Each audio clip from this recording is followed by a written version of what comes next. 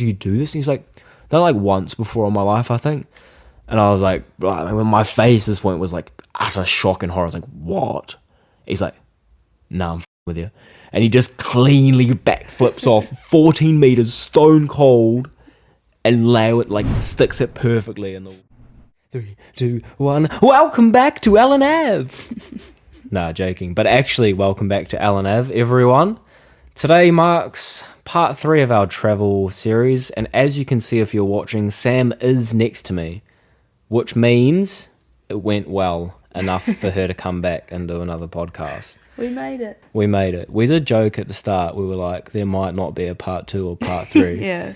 Depending if it goes bad or not. No. But it went well enough for us to have a part 3 and to wrap this up. So if you haven't listened to part 1 and 2, part 1 was, well, even was that like talking about before we left? Why we're going and what we're thinking of doing. Yeah, why we're going, what we're thinking of doing.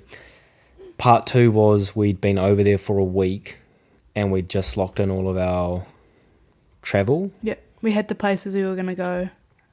Yep. All booked and everything. And part 3 today is to talk about how all of those things actually went. So it's to talk about our experiences and what came out of the travel and what we've learned from it now that we've been back for about a month. So we ended up being away for 2 months in total, sort of like left middle of June, came back middle of August, and came back very broke but very happy people, very strong relationship still. #grateful, still got a girlfriend.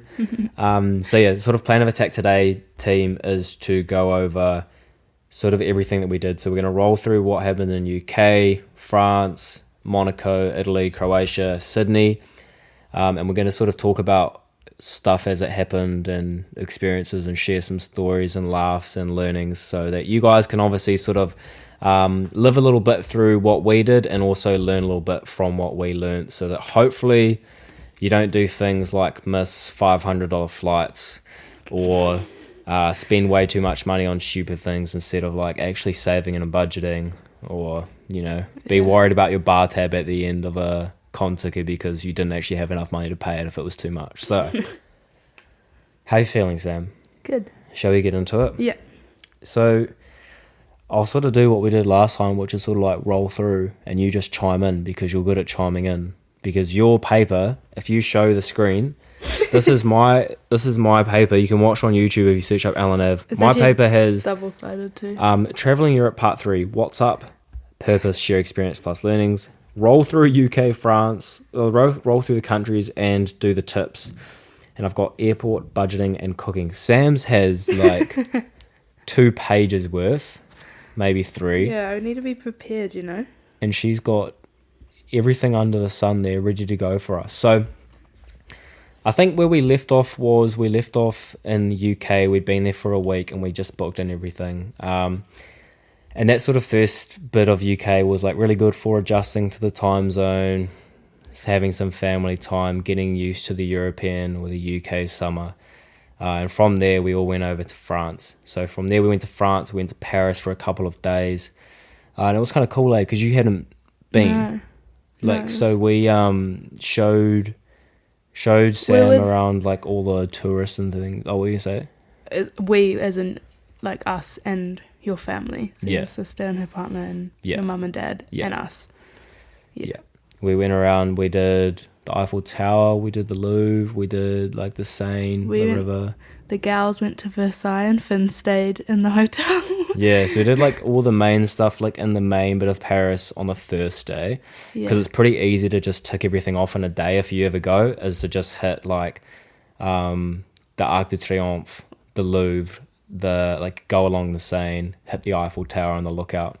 You can do all of them. There's like sort of like this little triangle and you can go through like I forget what the gardens are called, but like you can go through this big like park and garden and stuff pretty easily within a day. There's all these shops around as well that you can hit in between and in and around. And the metro, like the trains around there, make it super easy to get around too. So we did that on the first day of Paris. That was super fun. I always love hitting the Eiffel Tower. That's my like favorite bit in area. And then the second day was looking like a little bit rainy and the girls wanted to go to Versailles, but I didn't because I've been to Versailles enough times to know that I don't need to go again. It's just this fancy garden. Sam obviously still wanted to go, so I ended up having a little moody day around Paris, as in vibey, because it was raining. I went for a run in the rain along the Seine, and then I went back to a cafe and did some stuff on the podcast for a little bit, which was super cool. And around that time, I was getting obsessed with Twitter too. I was getting really obsessed with Twitter, and just like spending all of my time on that, diving through these business threads. And Sam's like, "You're obsessed with it." I was like, "No, I'm not." But like, I just love this thing. It's like such a good social media app. Obviously, that excitement has waned, but it's still cool. But you did Versailles. Tell them about Versailles. Oh, it's so cool. I'm not even going to go into the history of it because I'm going to mess it up. But it's definitely worth going. Like, all of the major tourist spots in Paris are just so worth going if you've never been. And we got to go back to Paris, which was cool. And because I had already done all those touristy things, we just enjoyed Paris when we went back again. So it's definitely it was just like magical. It's so cool there. Yeah, that was cool. So Paris was cool. From there we went to Toulouse, which is in sort of down south a bit in France, and that was pretty cool. And if you listen to the run where I talked about the podcast, I think I talked about it, or it'll be in the vlogs anyways on the YouTube. I ended up talking myself into this like 10k event in Toulouse, like at 9 p.m. at night. We were literally sort of there for a day and a bit before we went to Bram, which was even south, like further south in France, to do the canals with the fam still. And this is just out the gate. Only Finn would do this. we were like at dinner, and we just had like this full like entree and like massive main of like pasta and pizza. We were about to order dessert. About to order desserts, and all these like runners started running past, and I was like, oh, like buzzy. with numbers on and stuff. Yeah, like, there like was just a swarm of them. Little like event things on, and I was like, oh, like random. And so I saw there was this volunteer like right by a restaurant, and so I went and talked to her, and I was like, yo, in French, like, what is this? What is this stuff? Like, what is happening here? And she's like, oh, there's like this event going on. There's this, and then there's one in like 45 minutes. And I was like, oh, do you reckon I'd be able to sign up and do it? She's like, well, I don't think so. I think like all the sign up and stuff's done, but you can go to this person and ask. So I found that person and asked, and I got through like these 5 other people on my way to that person. And it was just this like hectic, like crazy 30-40 minutes of my life where I was just sprinting around like a headless chook trying to find someone and ask them if I could do it, and then go back and like get my clothes from the hotel, and then get all the way back to the starting line and have someone email me a doctor's clearance certificate to say I was fit to run 10Ks. But like, it was cool.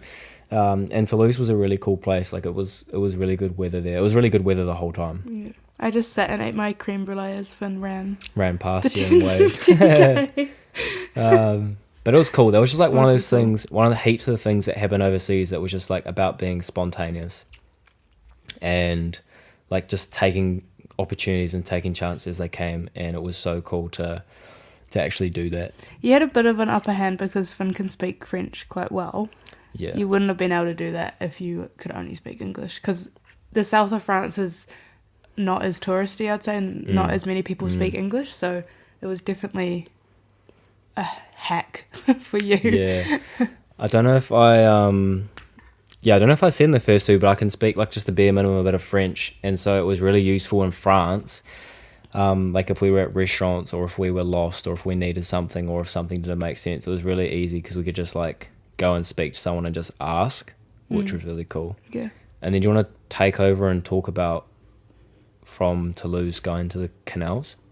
So we went down to, where did we go starting on the canals? It was like Bram, I think it was called, or something like that. That's where we took the train to from Toulouse. Yeah, so we trained there, which is in the south of France, and we hopped on this canal boat, which was so cool. It's so different to any type of boating that you can do in New Zealand. And we headed out there for a week, exactly. Yeah, it was like 7 days on the canal. Yeah, and so along the boat we just kind of, it was obviously summer and hot, so we hung out on the deck of the boat, went through these locks in the canal, which I didn't even know what a lock was before we went, but how would you explain it?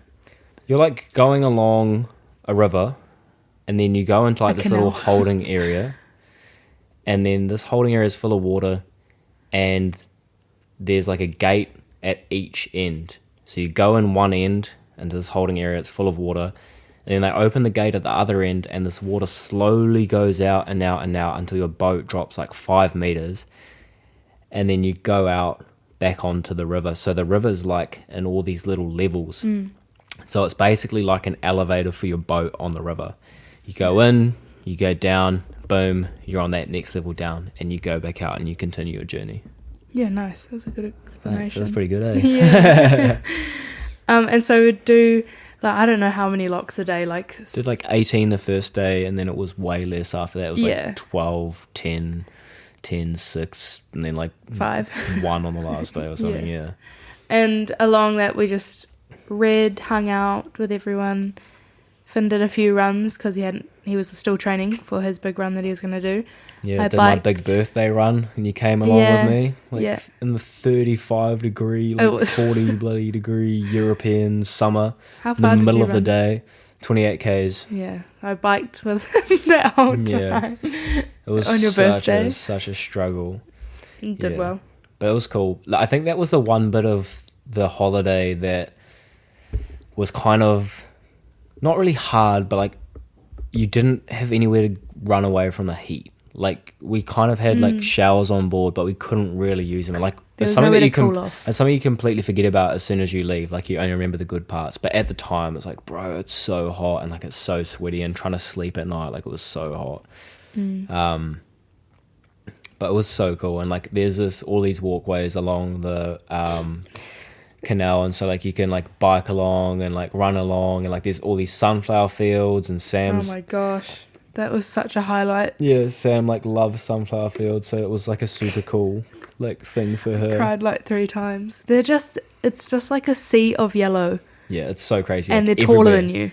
everywhere you look, it's just Sunflowers. It Yeah. was just a dream. And Yeah. there was like this one track where we went for like a bike ride, and it was like a mountain biking track along the canal. It was so cool. Finn and I were having so much fun, and he was filming on his phone, and he was like, and I was like, this looks like you got like a GoPro, like I should have brought my he was GoPro. hyping himself up, Yeah. and I'm behind him, and he like hits this jump and completely cakes it. Yeah. I thought he was gonna head into the canal. I want to preface this with like I wasn't trying to be cool or reckless or anything. I was just filming, and then I didn't see, like it was kind of like twilight, and I didn't see this thing right, and it turned out to be like this massive jump. It was And so I like funny. kind of had to go with it, and then I just completely. I'll see if I can find the video and put it on the YouTube. Yeah, it's so Oh, good. yeah, yeah. But the canals were cool. Yeah, they were really. We all got cool. a turn driving the boat, and, like running along. And they move really all the little slow. like lock towns. Like we met this, like just the people there were so friendly and so special. Like every little person at the little lock, all the locks we went through. Like there's all these lock houses on the edge of the canal, Lock-keepers. and lock keepers, yeah. And like there was this dude who had this full on custom boat, and like everything about it was custom. It was all like this rock Skull. decal, like skulls and stuff. Yeah. But it was like super cool, dude. Punk, kind And of. we ended up like going, and he invited us to have lunch on his boat, and we had like lunch on his boat, and it was like real broken conversation, but like it was enough to have like laughs and stuff. And It was like, cool. yeah, it was really cool. Yeah, so the canals were cool, and then after that, sort of everyone went home, and then it was just us and my sister and her partner Claudia, and like we were just sort of. Going to Nice. Yeah, like we were there for another few days with them, and then we went off on our own thing. But we went to Nice with them, and then Monaco. Nice was really cool. It was one of my bucket list things. I have to say, it was everything like I wanted it to be and more. But it was also just like pretty similar to like some of those beaches in Italy, like Cinque Terre and like southern beaches. Like it was really cool, but it wasn't any different. But it was one of the places that I want to go, so I was really happy that we went there.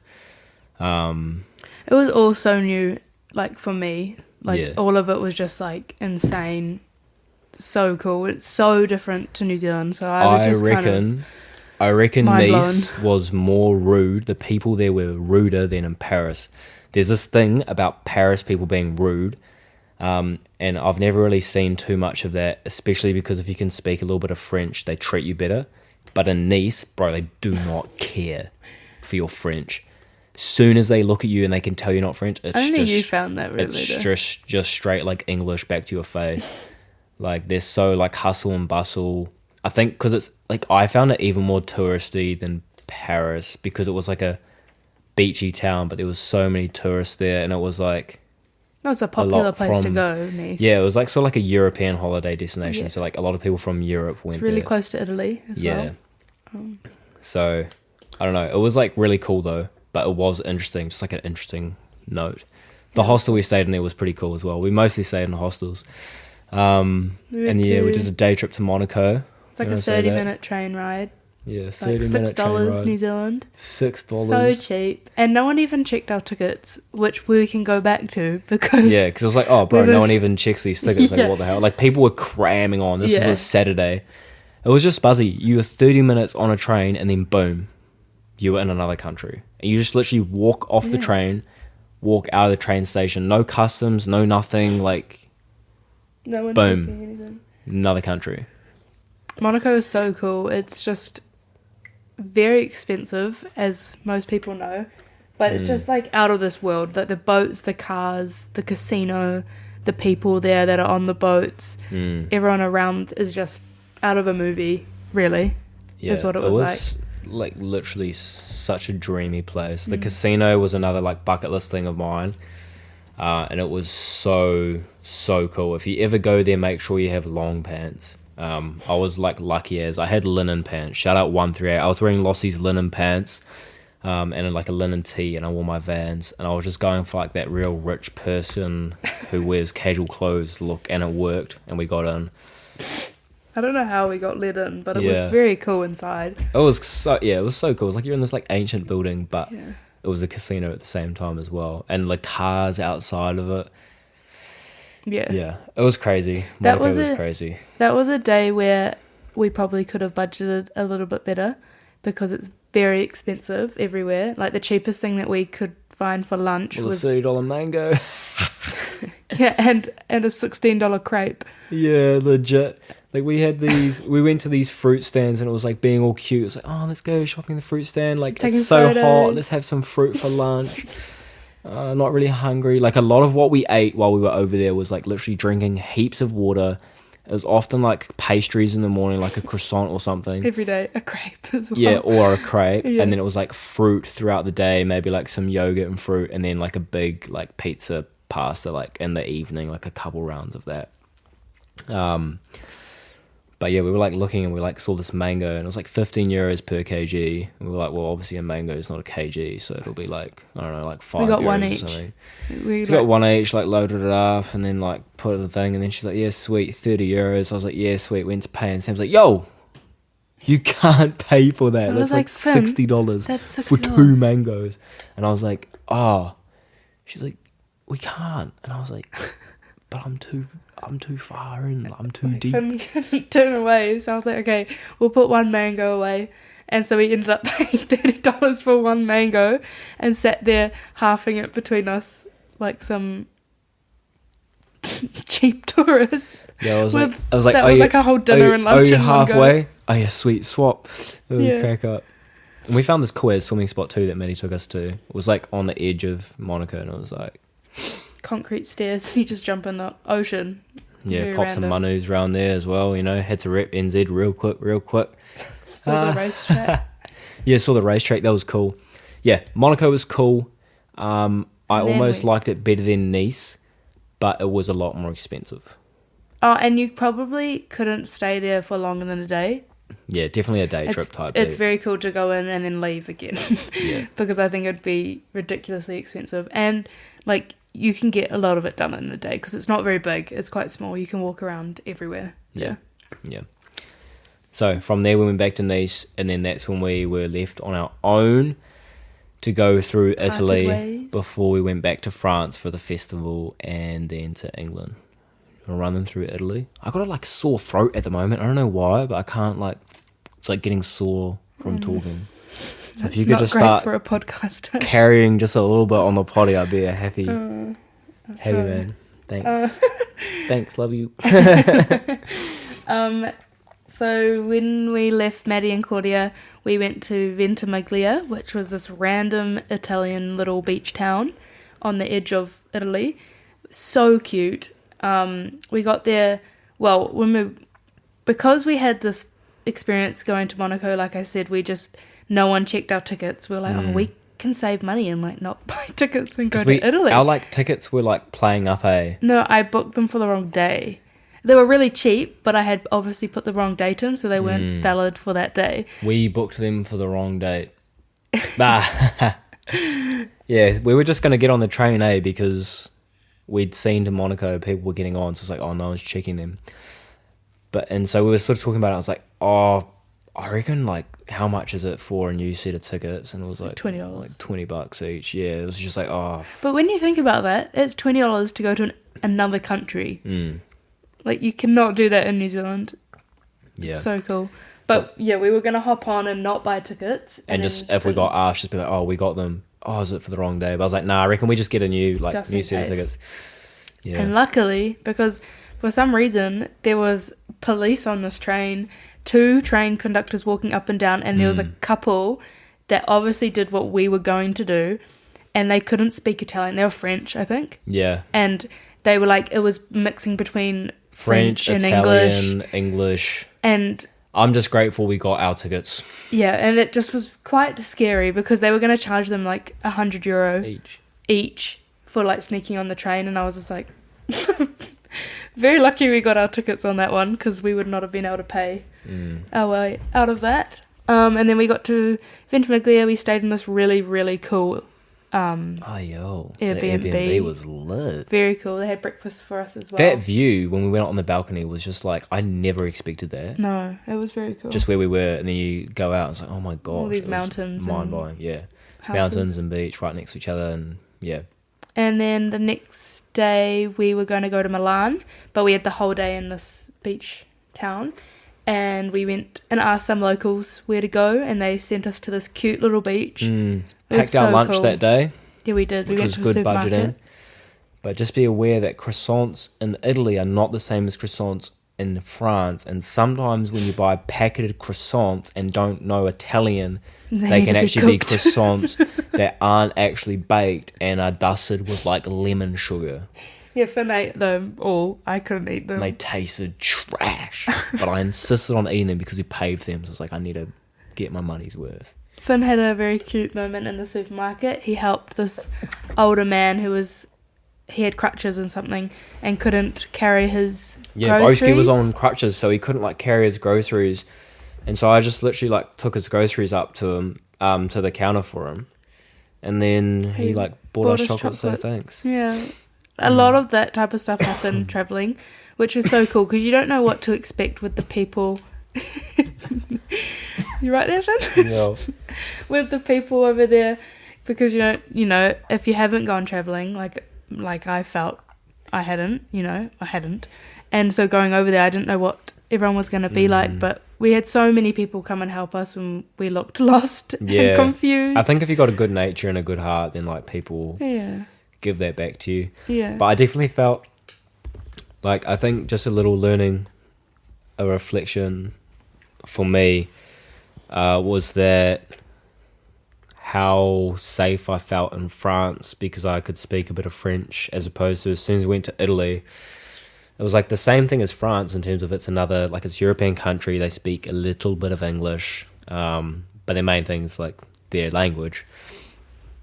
Well, especially where we went, because we went to that little town and we didn't see any other tourists there, so most of them spoke Italian. So we looked up ways to talk to them because we just felt really out of place, kind of. Yeah, still, everyone was lovely. Yeah, I think I just felt like a little bit paralyzed because in France, if there was anything wrong, I could get my way out of it. But in Italy, like I couldn't. And there was a couple of times where it was like a little bit like I was sweating because I was like, I can't understand you and you can't understand me, But like the little things that we did to mitigate that were like literally just learning like the please, thank you, help, do you speak English, excuse me. Help, did you say help? Yeah, help. Help. Toilets, whereas, and I would just have, and this is another little tip, I think we'll like re-go over these tips at the end just to like make them clear, but having enough data wherever you were to use Google Translate and use maps was like so important for us. I don't know how we would have got anywhere without maps. I can't imagine back in the day traveling. Yeah, no. Like if I was my parents or something. Yeah. Yeah, just weird. But yeah, like Ventimiglia was cool. We spent the day at the beach. That was awesome. Milan. We had a late train. Shout out JP and his boy Milan, but Milan was boring as hell. I told one of my mates after, and he's like, his family's from there or something, and he was like, oh, did you go to this place on the hill? And I was like, no. He's like, oh, well, that's like the cool ass place that you should have gone to. I was like, oh, mean. Well, I didn't know that. We just went around all the shopping bit, and it was kind of like, cool.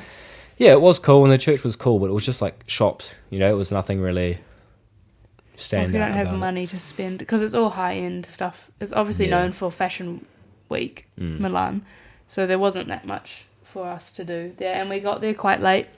Yeah, you wanted to talk about that, eh? Yeah, we had a late train that left at like 10:30, and we got there at what 12:30, 1 a.m. And that meant that we needed to book a place that was open for our accommodation at that time, and then we also had to walk there at night. And I just way prefer getting there in daylight. You just get a better sense of the place, because it kind of just it's kind of scary when you're somewhere that you've never been before and it's pitch black and there's people walking around and you don't really know where you're going. Like, you look like I'm carrying a tramping pack. Like it was just a little bit more scary than getting there in daylight. So if you feel like that, then I'd go during the day. But the person we stayed with was so lovely. Yeah, he was such a sweet guy, helped us out, and we were only there for 1 or 2 nights. 2 nights. 2 nights, yeah. And then went to Venice, which was my favourite place that we went to in Italy. A little thing that happened in Milan, though, was, like, I think it felt all good, because Milan was quite a big city. I felt quite safe at night. But we did have this sort of almost issue at the place we were staying, where Sam was going to pay for the ACOM.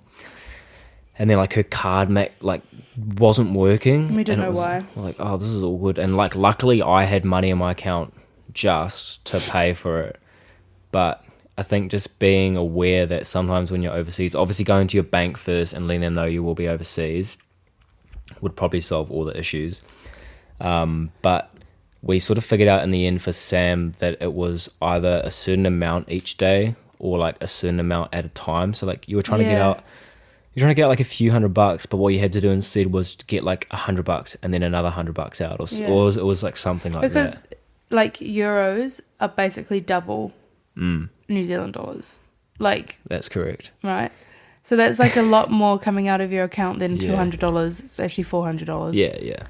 So yeah, and also having cash on you in Europe was massive. 100% a thing. And because if your card doesn't work and you're stuck there, like, luckily we had each other. So every time that happened, we were able to kind of get out of the situation. But a couple times we actually needed cash too. Yeah. So just having options is, I think, crucial. Really crucial. And then we got to Venice, and Venice was so cool.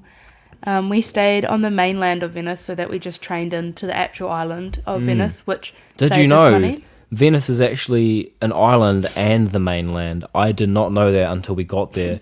And Sam was like, oh, we're staying here. And I was like, oh, this doesn't really look like a Venice. And she's like, oh, this is the mainland. We're going to the actual island thing tomorrow. Fun fact for the day. But we saved money because it's more expensive staying on Venice Island or whatever. And it was just like a 10-minute train, and it was really cheap. So that was cool. We had a bit of a mess up when we went to leave Venice. So we had a little bit of a mess up. Flying from Venice to Paris after we spent a couple of nights in Venice, because we had Lollapalooza, the festival in Paris, and we had $50 flights from Venice to Paris, which was so cheap. So good. And they were really early in the morning, and long story short... Nah, let's go into it. Okay, you go then. So we got back on our last night in Venice. And we had an early flight the next morning. We had to get back for the concert in Paris, Lollapalooza. So we got back at what it would have been 11:30, 12 at night. We packed our bag. We were really tired, but we packed our bags after a big day of touristing. we set our alarm. We said we must not miss our alarm, because if we miss our alarm, we miss the bus, which means we miss our flight. And we can't train to Paris from there. Couldn't it's like do a it. 12-hour train or something. So we set our alarm for 4. We woke up to the alarm. Perfect. We got out of the hotel quite well, and we got to the bus in time. We bought the right tickets for the right bus. We got on the right bus and got to the airport. And we did so well that we had an extra half hour to spare on top of our already 2.5 hours before our flight.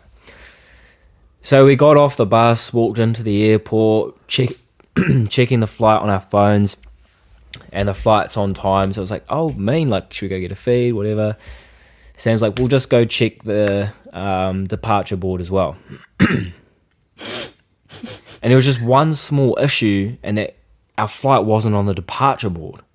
So we're like, oh, it's not cancelled on the app, but it's not on the board, and there's lots of flights after when our flight is. So we're like,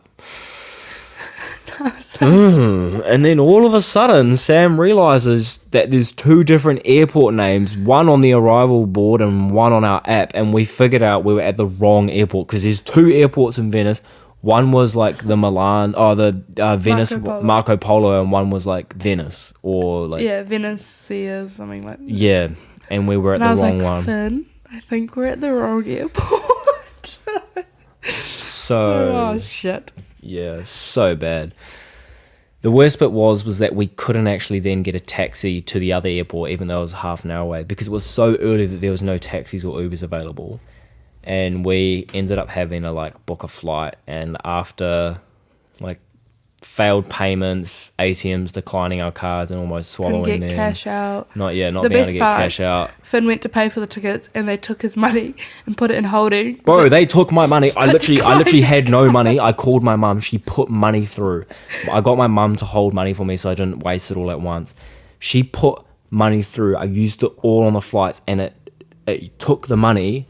Put it into holding. It said declined. It didn't accept it. A dead ass said declined. And I was like, bro, and I was like, look, it took the money out of my account. She's like, no, sorry, it declined. I was like, bro, you have to be kidding with me. So that was what was frustrating. We had the money to buy these new flights. We literally had the money. We're like, take our money, but they wouldn't. It wouldn't work. We got there in the end though. Got there in the end and bought them online. And yeah.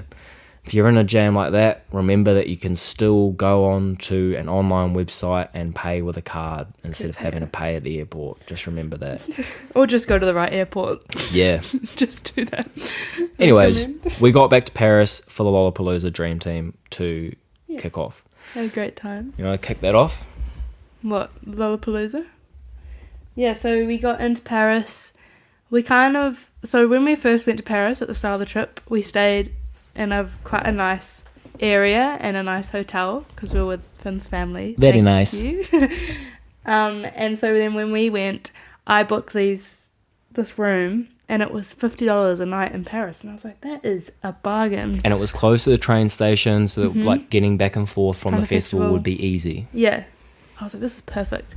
And we get into Paris, and it was already a nightmare trying to find our train line. We had a lovely lady help us get to our area where we were staying, and then we like walk out, and it's nighttime now, and there's like 12 men trying to sell us cigarettes when we walked out of the like catcalling you, like there was yelling, like these 4 guys straight checking you out in front of me, and I like almost you just kept walking, and we're using our maps, and I don't know what it was, like 9 p.m. we get to this hotel, and it was already, it was like late, it was dark. Yeah, sun didn't go down till like 9 or 10 there. It was like after that. It was anyways. Yeah. And like the hotel lobby was literally in someone's lounge, and we checked in. There was a few things that just didn't really sit well. We walk up the stairs to our room. The lights don't turn on. The elevator doesn't work.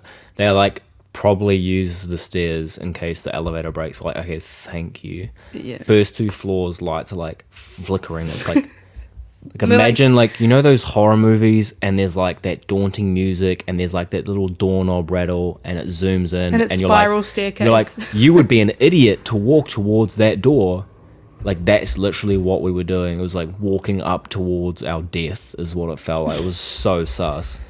And we got to the room. At this point, so this was after this whole thing about the airport in Venice. So we were already kind of tired and stressed from that. Took us a long time to get to this place. I was just like exhausted. And we went to look at the shared bathroom that we had. And there was like 2 shared bathrooms for a 9-story hotel. And the shared bathroom was literally floor 5, the width, floor 2, and it was about the width of this couch. Or like a width of a car. Yeah, it was just not a... It was just, not amazing. Like the shower, you literally had to close the toilet seat because the shower went all over the toilet and kind of all over the sink. There was like this very delicate crack where you could not get your clothes wet. Bless Finn's soul, he was very comforting on that night. I was so over it and scared. And then once we woke up in the morning and we actually had a look at the area when it was sunny and the people that own the hotel, it was all a lot better than what it was when we arrived. And it just became one of those things that it was like, we just need somewhere to sleep, and that's what we used it for. And we went and spent the day, like both days, just like mulling around. Oh, we spent in Paris. Yeah, mulling around in Paris and like with the girls for Lollapalooza. Lollapalooza was awesome. The festival there was so cool. Like, it was so cool being from New Zealand where you don't have massive acts come to your festivals. To like being at a festival where like literally one person would headline like their own show. Like ASAP Rocky, Megan Thee Stallion, David Guetta, Imagine Dragons. David Guetta was so fun. Yeah, it was mean. Jack like, Harlow was there. Jack Harlow. Pearl Jam? No. Yeah, Pearl Jam. I don't even know who they are, but they're massive. Yeah. And I don't know if that's like all festivals in Europe, but there was like, if you were the kind of person who wanted to sneak like anything in, like in terms of like a shot glass or something, like there was no security whatsoever as well, which was like, I found personally interesting. Like if you go to R&V in New Zealand, like it's like those dudes treat it like they're going to die if they don't find something in your like hairline or something. Wasn't as strict. Yeah, it was so chill. Lollapalooza was awesome. Yeah. After that, we sort of just chilled and we went back to England for a couple of weeks where I did my run. You can listen to the 100k episode in terms of how I ran 100k to hear about that. And then from there, we went to our last leg pretty much of the trip, which was Croatia. And that was our highlight. Both of us, whenever we get asked, what was the highlight? Both of us like, Croatia. Croatia. Yeah. It was just insane. We had the best time. So cool. We made some really cool friends. What? You go. I am going. Yeah, keep going. You tell them about it. I did. I'm done now. What do you mean? We did a 7-day Kontsiki around Croatia. So if you listen to the first couple episodes, that's sort of one of the things that we had planned from the start and we were looking forward to, and it did not disappoint. We went in really open-minded, not hyping it up too much, just like keen for a good time and keen to see what happened. And obviously we went in like as a couple to the Kontsiki, which was cool and it worked out really well as well. It was 7 days. You got on the boat in Split and you had like sort of your first night meeting people and then going out. And each day you went to a different island or a different part of Croatia. So you sort of wake up, brekkie was like 9 to 10, and then you'd go like a swim stop at 11. You'd stop and have lunch and swim and stuff and just jump off the boat. Like you were just going around the boat and then you'd get to where you were. You'd explore the town. You'd come back, have dinner or be out for dinner.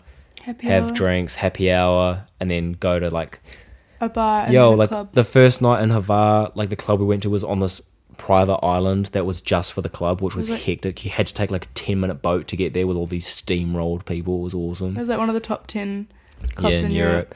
We went to another one of the top 10 in Europe, like on the last night in Makarska, which was in this like literal cave. Oh, that was cool. Yeah, that was so cool. And then there was like just other ones as well. Like Dubrovnik was like this massive like floor. It was crazy. Yeah, it was so cool. We were really lucky. I found that everyone got along on the boat. Yeah, shout out my bloody Croatia crew. Shout out the boys. Kontsiki shout family. out the crew, man. Kontsiki family, the Tiki family. The majority of the other people on the boat were Australian, so Finn literally started to sound Australian by the end of that trip. Maybe. Yeah, it was cool. It was cool. Like there was so many little things that we did. Like me and the boys would wake up and have like beers with brekkie at 10, or just like so many special moments that we've told people that I just feel like, I don't know, it's kind of like overboard saying it again, but just being with like cool people all day, being spontaneous, going and doing cool things and exploring all the towns and being open-minded and just going with the flow. I think like Dubrovnik, like Hvar was cool. Dubrovnik was like so cool. We found like this place where you're going up and there's these city walls. There's this like hole in the wall that's like just bigger than like a size of like a kind of like a tallish person, like a little doorway. You go out and you're like on this cliff, and there's this like pathway going down, and there's a full-on hidden bar on the side of the cliff. And so we got shown that by Suki, by one of the boys, and we all sort of went and checked that out and like had a drink at the bar. And there's a swimming spot that you could walk through the bar down to the rocks and do that as well. Do some rock jumping. Do some rock jumps. Yeah, there was like this, like a sort of 6-meter rock jump that everyone was doing. And I was sitting up there doing it, and there was this local, and I asked him, I was like, yo, is there anything bigger around here? Like do you anything big? He's like, I point at this island. He's like, that's the one you want to go to. I was like, I won't be able to get there. He's like, oh, well, there's one on this island. I'll show you. Come with me. And I was like, oh, is it far? He's like, yeah, come with me. Oh my gosh. So he just jumps off this jumping spot, and I was like, oh, I guess, like, are we swimming? Like, what are we doing? And I jump off and I follow him. And he just turned out he just wanted another jump. So he just jumped off, and then he went back up these stairs, back up, all the way back up to where this bar is on the cliff. And he like climbs under this fence where these people are sitting, and then goes onto this rock. And it's like this 12 to 14 meter jump. And it was just like, looking at it, I was like, oh. I was like, where is this local man taking Finn? Yeah. Like, this is so dodgy. It was so high up. And he's like, you must jump like a pencil. And he like jumped on the rock like a springboard, like a diving board. He's like, I go first, then you follow, like a pencil. And he like jumps like a pencil into the water, and his head like bobs up. And he's like, it's good, now you go. And I was like, bro, what the hell? So I was like, if I think about this too much, like I'll still do it obviously, but it's just easier if you don't think as much. And I sort of saw where he went. It was a pretty clean jump, and I was just like, oh well, sweet, like a pencil. Jumped into the water. I didn't go exactly like a pencil, and I kind of hurt my shin from the height. And he sort of like told me off a little bit, but it was good. And I was like, okay, I got like such a rush from it. But I was like, I don't want to just leave it on that. Like, there's a saying that I read in a book. It was like these like moldy phrases and stuff at the start of the year, and I was supposed to be reading one each week, but I didn't really keep up with it. But it was tu whitia te hopo, which is feel the fear and do it anyways, is what I think what it was and what it meant. And so every now and again this year, when I've been in a scary situation, I've been like, like feel the fear, do it anyways, tu whitia te hopo, and just do that. And so I was like, I'm going to do it again and do it once more just to show it who's boss. And I did it. And then the second day, came back, brought the boys, and did it. And all these people didn't know it was a jump that second day. So then they all came up. This old man comes up. And he's like 50 to 60, bare gut of doom, boldy, old guy, white guy. Looks like somebody's dad who's there on vacation. He comes up and he's checking it out. And I was like, with the boys, I was like, oh, you're going to jump? Like looking at him, I was like, bro, you're not going to jump. Like, what are you up to?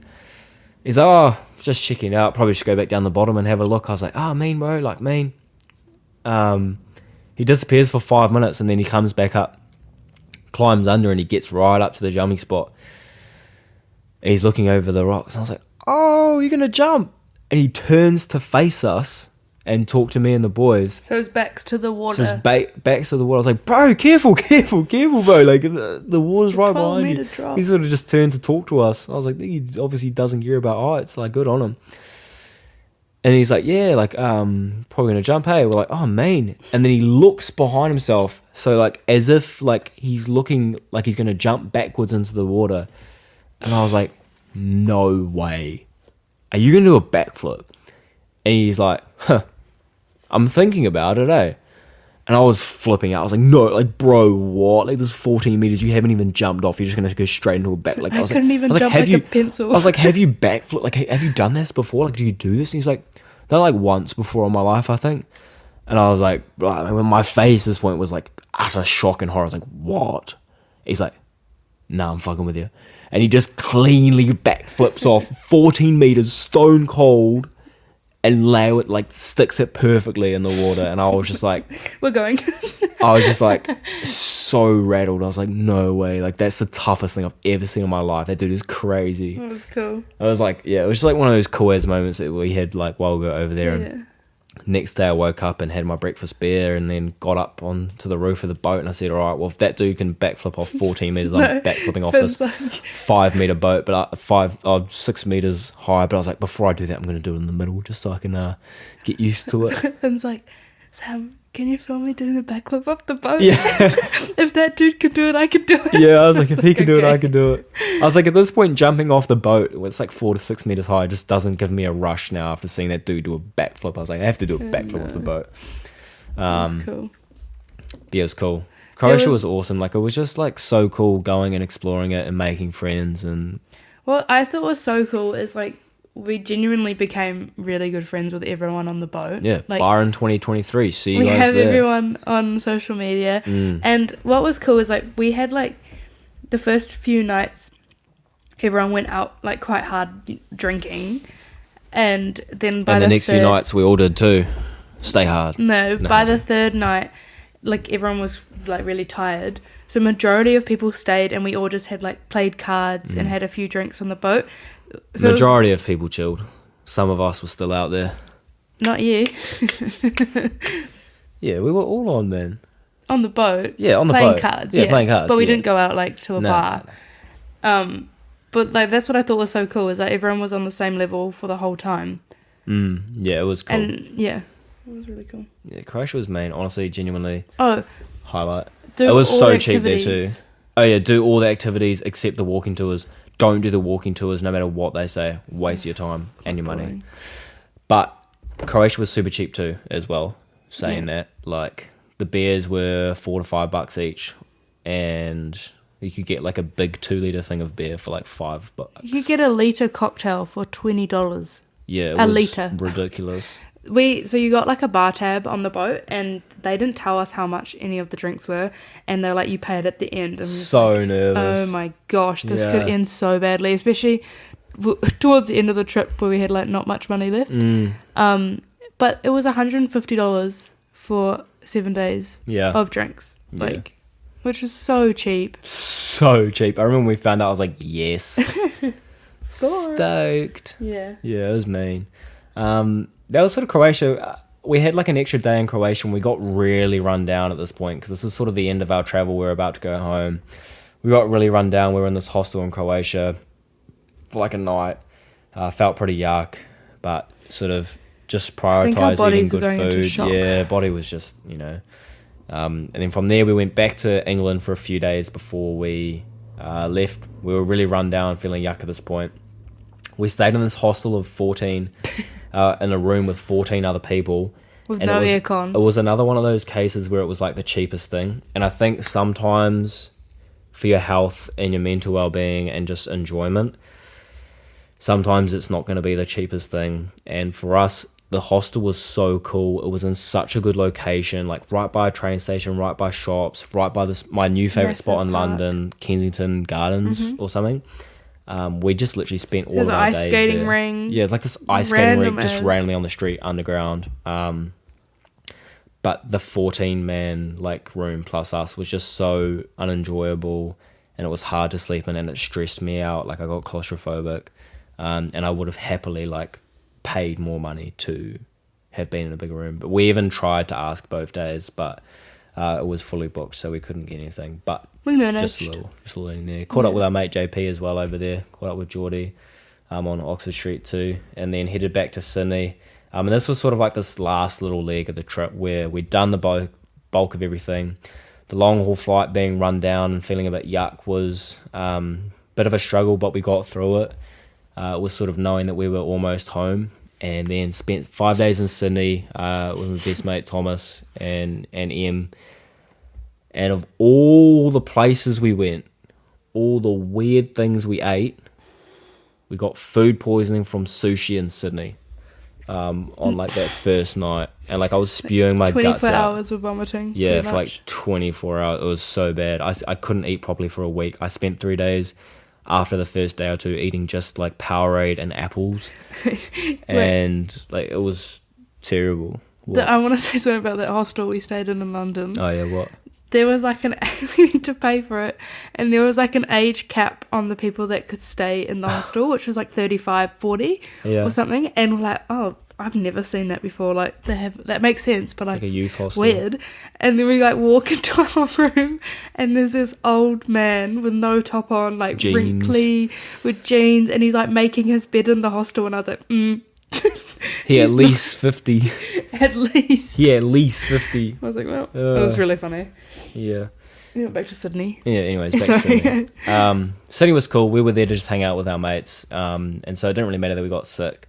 It was just nice to chill out with them. And it was a really cool way, because we were going anyways. It's just instead of transiting for like 3 hours, we did it for 5 days. And it was a good way to get back into the Southern Hemisphere time zone for Sam. Not for me, because I stayed up till like 2 or 3 a.m. most mornings with Thomas, but the intention was good. That's our... Yeah, then we came home. Then we came home. That's our part 3. That's our travel. That's our stories. That's our learnings. I think if we were going to be crystal clear about our learnings, the airport, when we went to the wrong airport, we already were being quite careful about double checking things. But when you're traveling, a big learning is that you're tired, is that you're run down, and that you're not thinking straight, and it's easy to just miss things.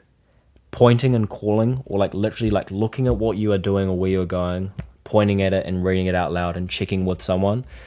Sam and I ended up doing that very, very like over the top after Venice, because it cost us $1,000. And so literally just like double checking where you're going, what you're doing, and being very clear and sure about that was like a super good learning. Another one was budgeting. We spent our money on the wrong things sometimes, and then like didn't spend it enough on the right things, or weren't able to spend enough on the right things. So being stricter than you think you have to is really important, and especially if you're going for a long stint of time. What we found ourselves saying to the people on the Kontiki was, if they were at the start, was like, be frugal early on, because we were too like frivolous with our spending. We like spent too much money early on, and like because of that we didn't have money later on, which sucked, especially at the tail end. So budgeting, being stricter early on with your money, because it's not going to last forever if you're not working. The last thing from me that I think is probably from both of us was that when you're away and staying in hostels, like you should cook as much as you can, because it will save you so much money. And Sam and I were a little bit lazy on that front, and it kind of cost us like literally money. And we cooked like the last night or two that we were in London, because we were that broke. But don't get me wrong, something we were like, yo, we could have just been doing this the whole time. Like it's cool to experience all the food and stuff, but like you definitely could cook a few meals here and there, and that would save you money. Yeah. So hope you guys enjoy that one. That's the wrap up on traveling Europe in 2022. We made it together. I'm very grateful for this one, because without her, and a lot of it wouldn't have been organized. And I personally had so much fun. It was really life-changing. It sort of taught me that it's really important to spend time with your friends and doing things you love and make the effort for that. It sort of opened my eyes up in terms of what people do, how they live their lives, and different cultures. It also opened my mind up in terms of where I want to go going from here, and what I'm working on with my time and my energy, and what I'm doing for a job and stuff as well. So it gives you a new outlook on what you want in life, I think. Refreshed. 100%. Very cool. But yeah, we made it. Thank you so much for tuning in. If you haven't listened to the first two, go check them out. If you're watching this on YouTube, those other two aren't on YouTube. They're just on Poddies to listen to. But I think like that's us. Subscribe and all that. Check out Alanav's new pivot coming soon, chatting about business. And more love, more life. Catch you soon on Alanav. Chat.